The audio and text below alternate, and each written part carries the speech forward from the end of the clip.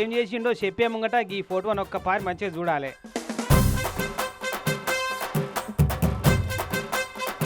నిందితుల ఫేస్లకు ఆస్మాన్ రంగు పాలిథిన్ కవర్లు చుట్టున్నాయి కదా, మరి దొంగలతోటి సావాస దోషమో ఏందో గాని వీళ్ళ పక్క పంటే మార్కర్తోని సర్కిల్ చేసిన ఈ కానిస్టేబుల్ జగదీష్ అన్న కూడా వీళ్ళ లెక్కనే ఫేస్కు కవర్ చుట్టేటందుకు అన్ని అర్హతలు సంపాదించిందట.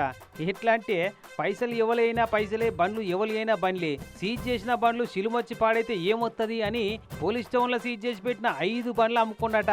కర్నూలు జిల్లా కోడుమూరు పోలీస్ స్టేషన్లో కొలువు చేసే ఈ పోలీస్ ఆయన సరైన పత్రాలు లేవని పోలీసు వాళ్ళు సీజ్ చేసి పోలీస్ స్టేషన్లో పెడుతుంటారు కదా, ఈ అసంటి బండ్లే అన్నట్టు అగ్వ సగ్వకే ఈ 5 బండ్లను అమ్ముకున్నట కాక.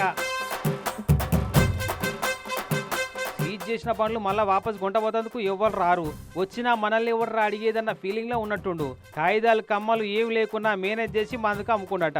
ఇవాళని అడిగితే నా పేరు చెప్పమన్నాడట. ఇంకా కానీ గాచారం పాయింట్లో కూర్చుంటే బెల్టే పామై గడుస్తుంది అన్నట్టు ఈ 5 బండ్ల ఓనర్లు వాళ్ళ కళ్ళ ముంగట్నే తిరుగుతున్న బండ్లను చూసి ఒరిజినల్ ఆర్సీలు పట్టుకొని మా బండ్లు మాకు కావాలని పోలీస్ స్టేషన్కి వచ్చిరట.